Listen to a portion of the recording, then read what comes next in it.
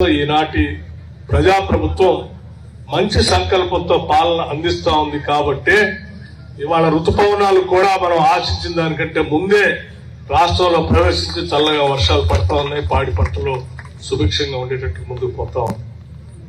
ఈరోజు కేవలం రైతులు వ్యవసాయమే కాకుండా సమాజంలో ఉన్నటువంటి అన్ని వర్గాల ప్రజానీకం కోసం కూడా రాష్ట్ర ప్రభుత్వం నిధులన్నింటినీ సమగ్రంగా ప్రణాళికాబద్ధంగా కొన్ని పథకాలు తయారు చేసుకుని ముందుకు పోతా ఉన్నాం. అందులో మహిళలకు ఉచిత బస్సు కానీ, 500 రూపాయలకే గ్యాస్ సిలిండర్ కానీ, లేకపోతే రేషన్ కార్డు ఉన్నటువంటి వాళ్ళందరికీ తెల్ల బియ్యం కానీ, 200 యూనిట్ లోపల ఉచిత కరెంట్ కానీ, లేకపోతే రాజీవ్ వికాసం పేరు మీద నిరుద్యోగ యువతి యువకులకు అందించేటువంటి సెల్ఫ్ ఎంప్లాయ్మెంట్ స్కీమ్ కానీ, లేకపోతే రాష్ట్రంలో ఉన్నటువంటి నిరుపేద గిరిజన కుటుంబాలందరికీ ఆనాటి కాంగ్రెస్ ప్రభుత్వం అందించినటువంటి ఫారెస్ట్ రైట్స్ యాక్ట్ కింద వచ్చినటువంటి భూములకు సంబంధించి ఇందిరా సౌర గిరిజల వికాసం అనేటువంటి పథకం కానీ, 12,500 కోట్లతో మొదలుపెట్టినటువంటి ఆ పథకం కానీ, దాదాపు రాష్ట్ర వ్యాప్తంగా 4,50,000 ఇళ్లు ఇచ్చేటువంటి కార్యక్రమానికి 22,500 కోట్ల రూపాయలతో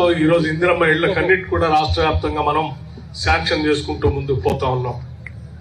ఈరోజు ఇళ్లే కాకుండా రాష్ట్రంలో ఉన్నటువంటి మహిళలందరికీ కూడా వడ్డీ లేని రుణాలని ఒక సంవత్సరానికి 20,000 కోట్ల రూపాయలు ఇస్తూ 5 సంవత్సరాల్లో 1,00,000 కోట్లు మహిళలందరికీ కూడా వడ్డీ లేని రుణాలు అందించేటువంటి కార్యక్రమాన్ని కూడా తీసుకొని ముందుకు పోతా ఉన్నాం. ఈ పథకాలన్నీ కూడా ప్రజా సంక్షేమం కోసం పనిచేసేటువంటి కార్యక్రమాలు. సంపదను సృష్టిస్తా ఉన్నాం. ఆ సంపదను ప్రజలకు పంచే కార్యక్రమంలో భాగంగా అనేక పథకాలు పెట్టి ప్రతి ఒక్కరికి అందే కార్యక్రమాలు చేపడుతున్నాం. రుణమాఫీ కానీ, రైతు భరోసా కానీ 2 లక్షల రూపాయలు లోపల ఉన్నటువంటి వాళ్ళందరికీ 22,000 కోట్ల రూపాయలు రుణమాఫీ వారి అకౌంట్ లో వేసాం. రైతు భరోసా 10,000 ఉంటే 12,000 పెంచి ఈ సంవత్సరం నుంచి రైతు భరోసాను కూడా పూర్తి స్థాయిలో అమలు చేస్తా ఉన్నాం. అట్లాగే భూమి లేని నిరుపేద ప్రజలందరూ కూడా ఇందిరమ్మ ఆత్మీయ భరోసా పేరు మీద ప్రతి కుటుంబానికి సంవత్సరానికి 12,000 రూపాయల కుటుంబానికి ఇచ్చేటువంటి కార్యక్రమాన్ని చేస్తున్నాం.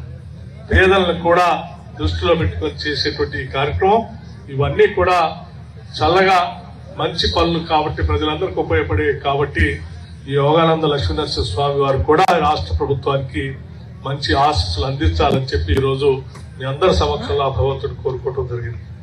ఇంకా ఇక్కడ ఉన్నటువంటి యజ్ఞం కానీ, లేకపోతే ఇక్కడ ఉన్నటువంటి స్నేహితులు కానీ, మీ అందరితో కానీ సాయంత్రం వరకు ఈరోజు నేను మదన శాసనసభ నియోజకవర్గంలో కార్యక్రమాలు ప్రోగ్రామ్స్ ఇచ్చాను.